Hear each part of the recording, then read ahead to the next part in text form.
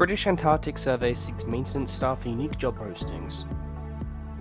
Subscribe and hit the bell for all the latest from our recent videos.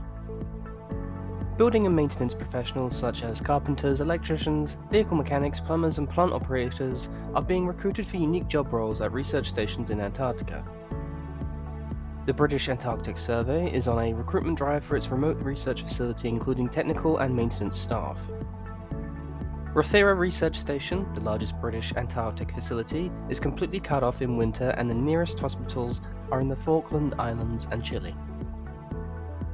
However, those living and working there enjoy stunning coastal scenery and wildlife, get to fly on small aircraft to field locations, and sail through the packed ice on an ice-strengthened ship. Salaries start at £29,273 per annum, and there are no external costs whilst living on station, as well as living expenses are covered: accommodation, food, travel, specialist clothing, tools and training. BAS will continue to post more vacancies, including chefs, vehicle mechanics and zoological field assistants over the next 3 months. To learn more, read the full article on our news category.